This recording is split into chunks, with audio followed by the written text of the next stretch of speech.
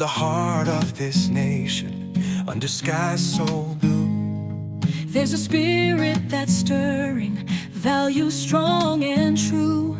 from the mountains to the prairies, from the cities to the sea, we stand for liberty, for faith and family. We're diving deep into the heart of what we believe. When a skyscraper is built correctly, it's actually designed to sway in the wind. You stand on the 80th floor during a massive storm, and you can actually feel the building moving beneath your feet. Which is an incredibly unsettling feeling. Oh, completely unsettling. But that movement is exactly what keeps the concrete from snapping. The structure yields to the pressure, so the foundation doesn't just shatter. Right. But the question is, what happens when the wind just doesn't stop? What happens when the pressure remains constant day after day, week after week? Exactly. And the building is held at this severe, unnatural angle for so long that the steel actually starts to warp. You don't necessarily see some dramatic explosion. No, you just wake up one morning and realize the doors no longer fit in their frames. Right. The elevators are stuck in their shafts. The building is technically still standing, but it has quietly ceased to function as a habitable space. The stress essentially becomes the new architecture, and suddenly you aren't living in a designed structure anymore. You're just inhabiting a slow-motion collapse. Yeah. You might still have electricity on some floors, but the core utility of the whole building is gone. And today, we are looking at a government operating under that exact kind of sustained warping pressure. Welcome to the Deep Dive. It's great to be here. We have a lot to get through today. We really do. So our objective today is to take apart a highly detailed, honestly, incredibly charged piece of political media. The source on our table is an article from the conservative outlet townhall.com. And it's dated April 4th, 2026. Right. The headline is pretty blunt. It reads, "Trump just ordered that all DHS employees impacted by Dem shutdown get paid." It definitely grabs your attention right out of the gate. It does. Now, before we get into the heavy machinery of congressional procedures and executive orders, we really need to establish the rules of engagement for this analysis for you, the listener. Yeah, that is the absolute prerequisite for doing this correctly. We have to draw a really hard line around our methodology here. Exactly. We are dissecting a piece of media that is fiercely partisan. It's aggressively framed, and it's designed to elicit a very specific emotional response from its readership. But our approach to this material is strictly neutral. Right. We are essentially acting as political mechanics today. Yeah. We aren't here to endorse the viewpoints of the author. We aren't taking a side in the partisan warfare they're describing, and we certainly aren't validating the rhetoric.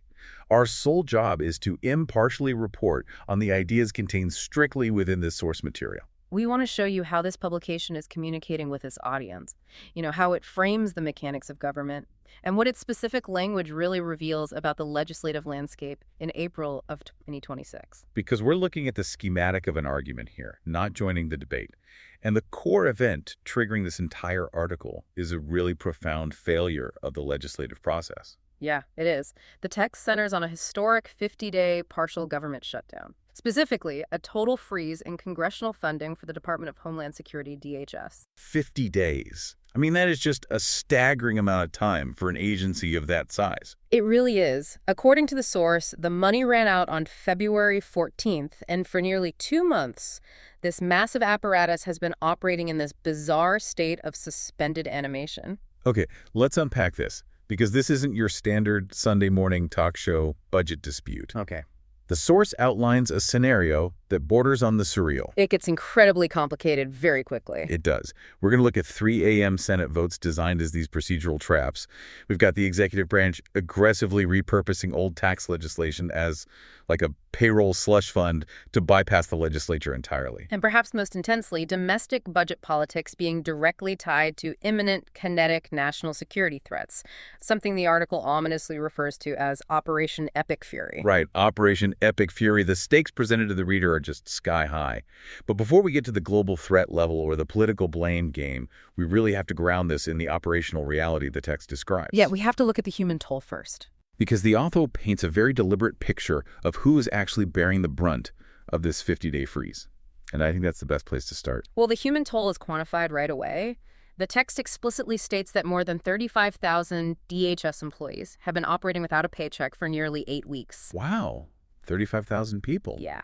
But the rhetorical power of this segment comes from how the author categorizes those specific workers. They don't just use a blanket term like bureaucrats or government employees. Right, they get really specific. They do. The text specifically names Coast Guard civilians, Federal Emergency Management Agency, so FEMA personnel responsible for disaster preparedness, and the cybersecurity professionals at CISA. Right, which is this Cybersecurity and Infrastructure Security Agency. I noticed that deliberate grouping when I was reading it. Yeah. In a highly polarized environment, the moment you say Department of Homeland Security and shutdown in the same breath, the public imagination instantly defaults to the southern border. Exactly. The mental image is immediately a physical wall and immigration enforcement. Yeah. But the author actively pushes the reader's focus away from the border. They're reminding the reader of the massive, sprawling umbrella of DHS. Because the strategy there is to expand the threat surface in the reader's mind. By listing FEMA, CISA, and the Coast Guard, the text elevates the consequences of the standoff. It makes it feel much bigger than just a border dispute. Exactly. It transforms a localized ideological wedge issue into this comprehensive, nationwide vulnerability. Right, because the author is signaling that this freeze compromises maritime enforcement, it degrades the logistical capacity to handle a hurricane, and crucially, it blindfolds the personnel tasked with protecting the nation's digital infrastructure. From cyber warfare, it frames the congressional paralysis as a holistic threat to the entire country, not just one specific political talking point. But the text makes a really surgical distinction regarding who is suffering within that vulnerability, because the article clearly states that ICE and Customs and Border Protection CBP agents in the field were still receiving their pay during this period. Yes, that is a vital detail. The agents were paid, but their civilian support staff were not. Okay, think about this like running a massive metropolitan trauma center. It's a scenario where the trauma surgeons, the frontline agents, are still getting their direct deposits. Right. But the hospital has entirely stopped paying the triage nurses, the sterilization technicians, the IT department managing the patient database, and the logistical staff who order the blood supply. Which means the hospital is fundamentally broken. Exactly.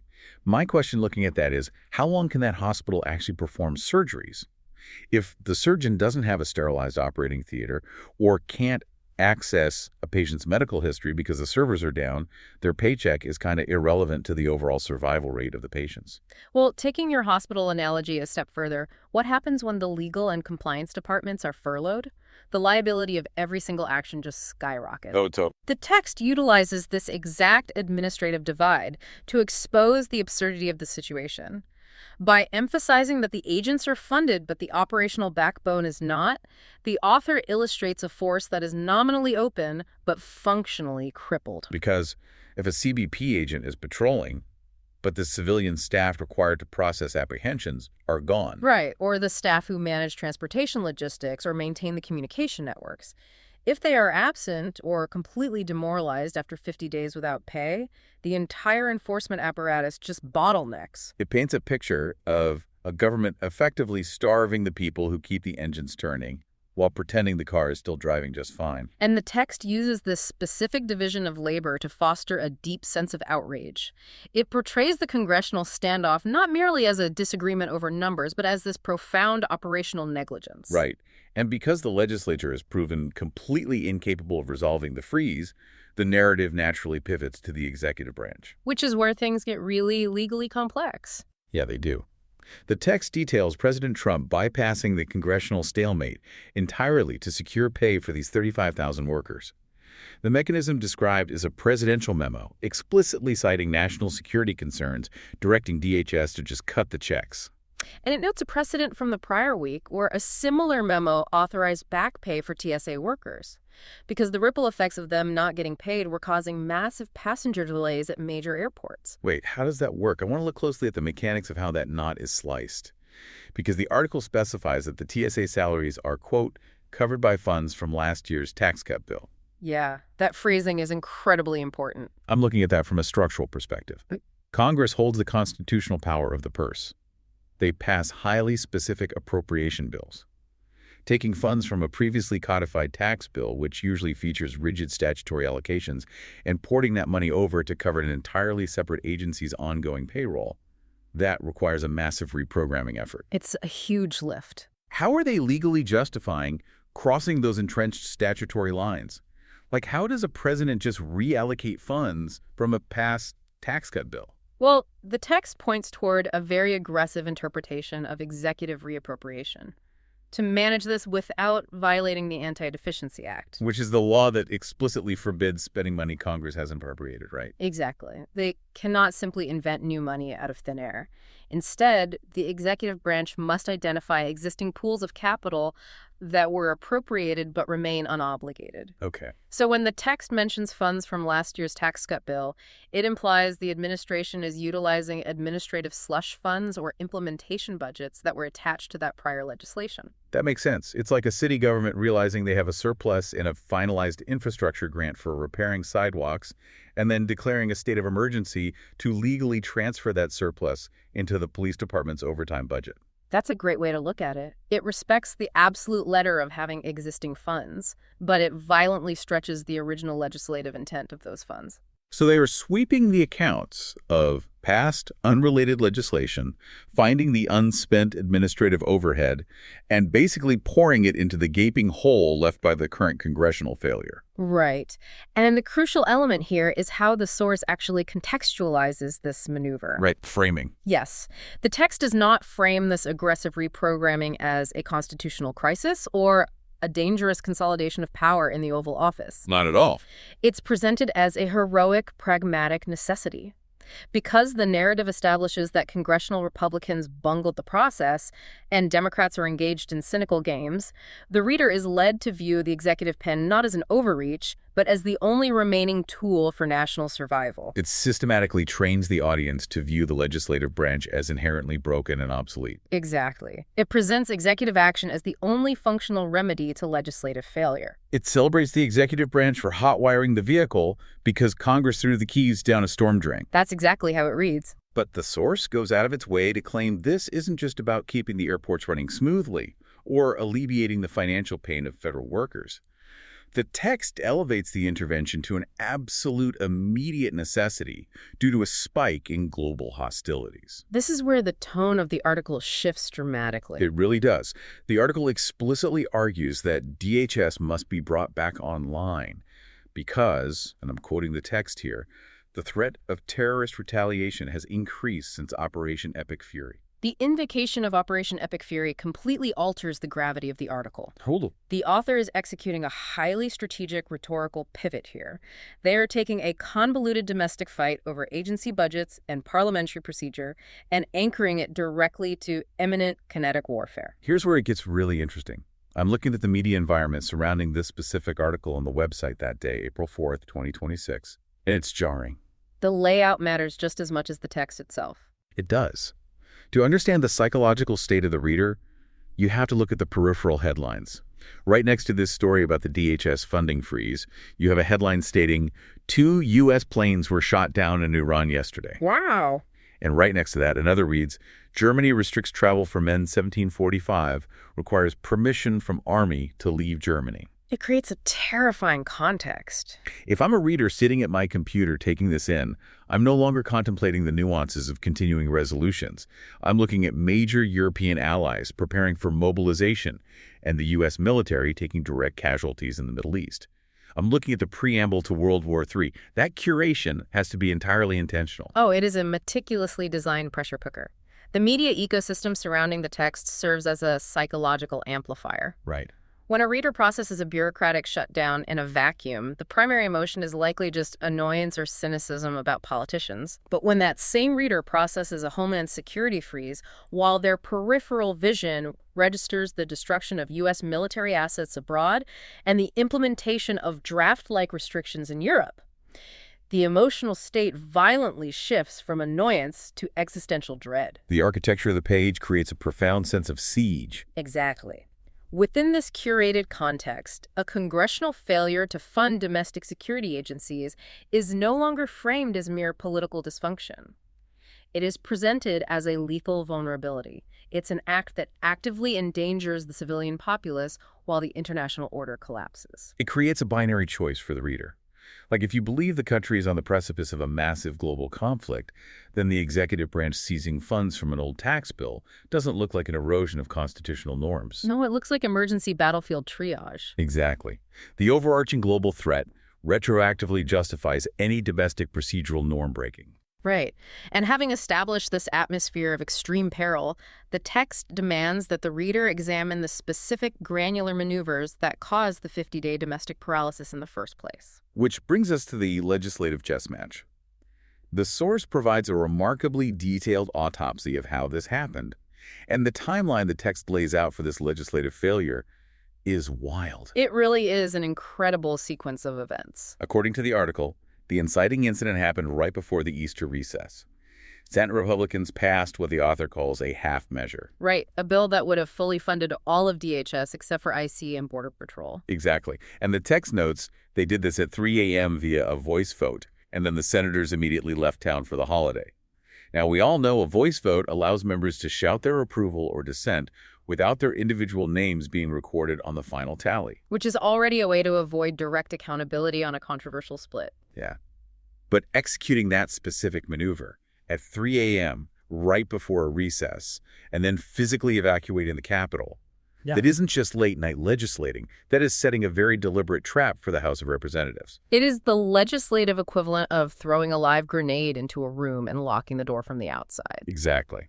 By passing the rest of DHS funding but explicitly severing ICE and Border Patrol, the Senate attempted a highly cynical compromise.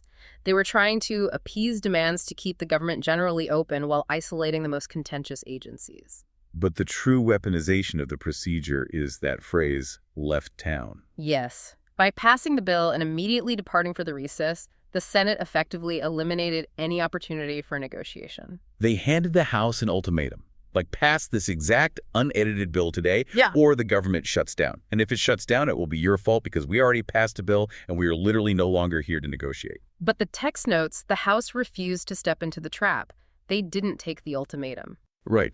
Instead, the House opted for a 60-day continuing resolution, a CR.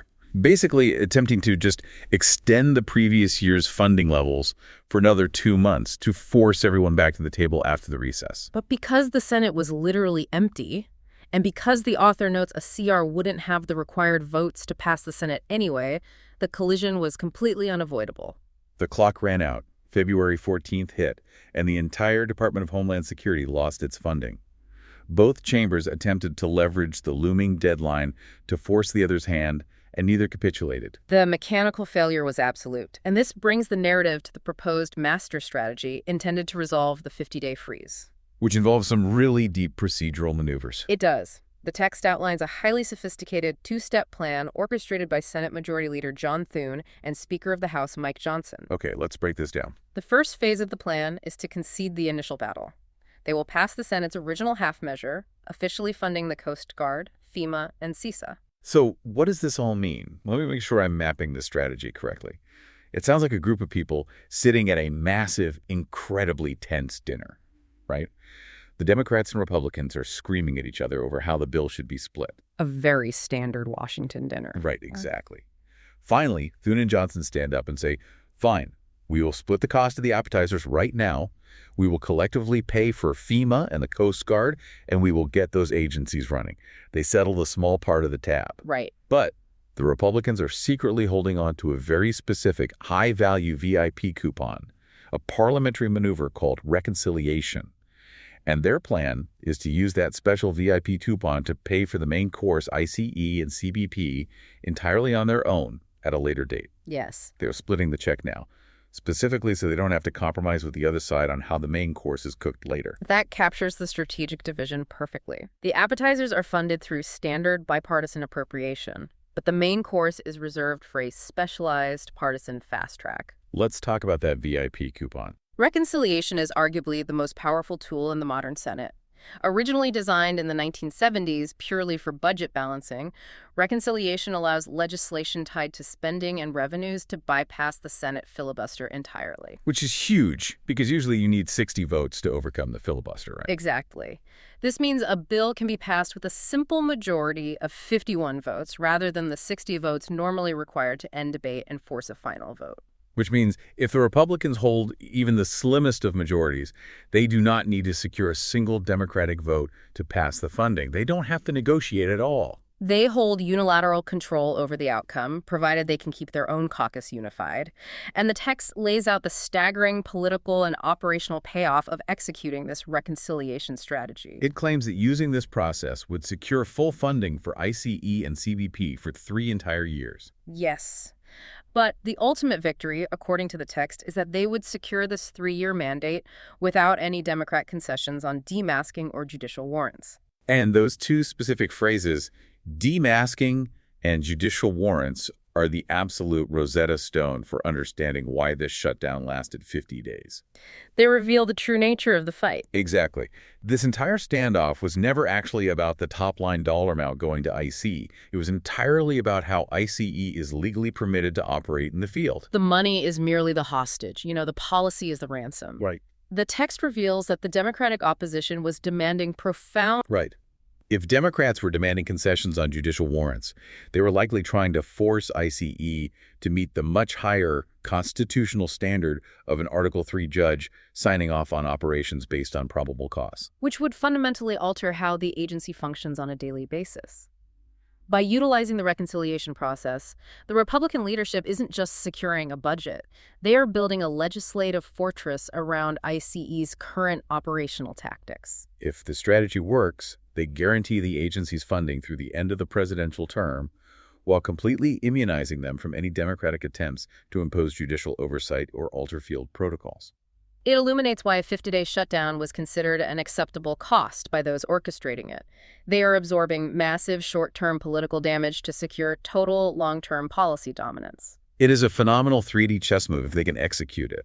But enduring a 50-day freeze with 35,000 workers going unpaid and airports descending into chaos, that requires immense public relations discipline. Oh, absolutely. You have to convince your base that the agonizing pain of the shutdown is entirely the fault of the opposition, which leads us directly into how this labyrinth of legislative tactics is packaged, branded, and sold to the reader. The rhetorical framing the author employs here is just unyielding. The text aggressively and repeatedly assigns total culpability to the Democratic Party. Yeah. The author asserts that the true goal of the Democratic base is to defund ICE and dismantle DHS entirely. And they distill all of that complex procedural warfare, the voice votes, the CRs, the fights over administrative versus judicial warrants, into a single, highly marketable slogan. The Schumer shutdown. Exactly. They repeatedly refer to the entire crisis as the Schumer shutdown, branding it directly onto the Democratic Senate leader. It is the ultimate reduction of complexity. It gives the reader a clearly defined, easily identifiable villain. Right. It channels the generalized anxiety about national security and the frustration over uncollected paychecks into a targeted partisan weapon. And what blew my mind is how explicitly that anger is monetized within the text itself. The article seamlessly transitions from reporting on international terror threats to a direct retail pitch. It's quite the pivot. It really is. Right in the body of the text, there is an editor's note screaming, "Schumer shutdown sale. Help us tell the truth about the Schumer shutdown. 60% off memberships." It's incredible. They are leveraging the fury generated by the 50-day freeze to sell VIP subscriptions to the website. And the promotional code the reader's instructed to use at checkout. The code is FIGHTY. What's fascinating here is that it reveals the underlying political economy of digital partisan media. The ecosystem relies on a continuous loop of anxiety, outrage, and financial conversion. Right. The text meticulously trains the reader to view the opposition not as colleagues with differing policy views, but as an existential threat, especially when juxtaposed against those headlines of global war we talked about earlier. Yeah, the Germany and Iran headlines. Exactly. Once that peak emotional state is reached, the immediate mechanism provided for the reader to regain a sense of agency isn't civic action like calling a representative. It is a commercial transaction. Subscribing essentially becomes the act of political resistance. You literally buy your way into the fight. But the author doesn't just aim that weaponized outrage at the political left. There is a deep undercurrent of friendly fire in this article. There really is. You mentioned earlier that the text attacks the Republicans for bungling the initial spending measure. The internal critique is perhaps the most revealing aspect of the document's political positioning. While the author castigates the radical left and woke media, they reserve a distinct, bitter venom for the establishment wing of the Republican Party. Right. The text aggressively scolds the congressional Republicans, stating they should have never played ball with these people. It's a total rejection of the institutional concept of legislating.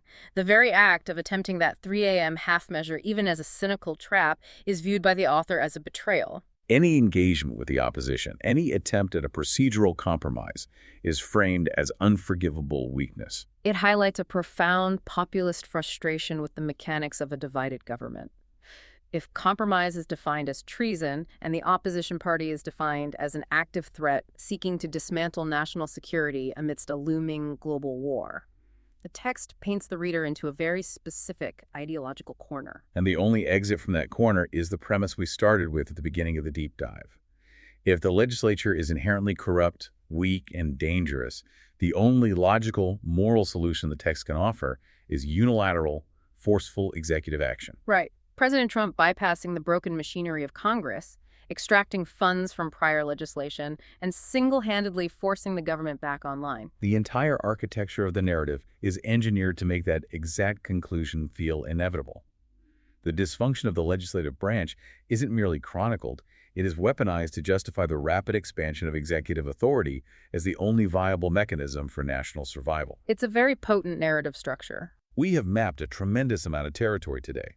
We started by examining the specific, targeted human cost of the 50-day DHS shutdown. The 35,000 Coast Guard, FEMA, and CISA personnel left in a state of operational paralysis. Exactly. And we analyzed the extraordinary mechanics of an executive branch reprogramming past tax cut legislation to unilaterally fund current TSA payrolls to bypass Congress. We also stepped back to observe the terrifying global periphery operation Epic Fury, and the mobilization of foreign militaries that cast a shadow of existential dread over this whole domestic dispute.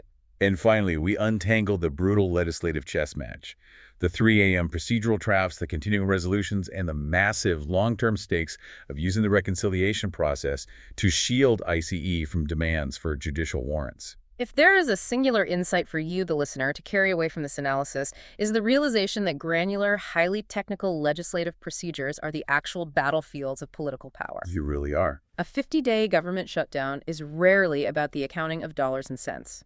It is a war of attrition over long-term policy control. The fight wasn't merely about writing a check to CBP. It was about ensuring that an agency could operate without judicial oversight for the next 3 years. Right. The procedures, the voice votes, the reconciliation instructions, they're not just boring rules. They are the heavy artillery of governance. Exactly.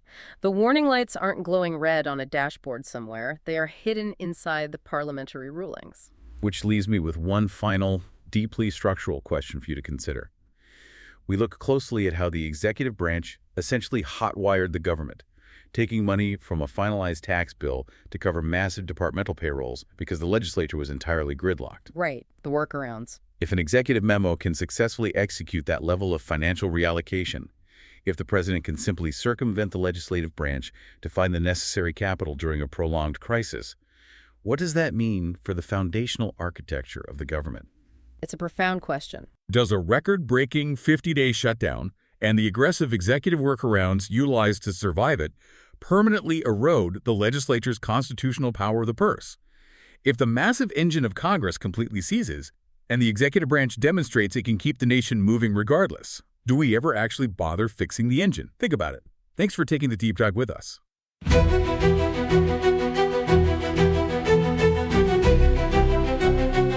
Make it make sense. Protecting human rights. Protecting rights back from rules and prisons. Deep dive podcast show. Let's dive in. In the heart of this nation, under skies so blue, there's a spirit that's stirring, values strong and true. From the mountains to the prairies, from the cities to the sea, we stand for liberty, for faith and family. We're diving deep into the heart of what we believe. Conservative values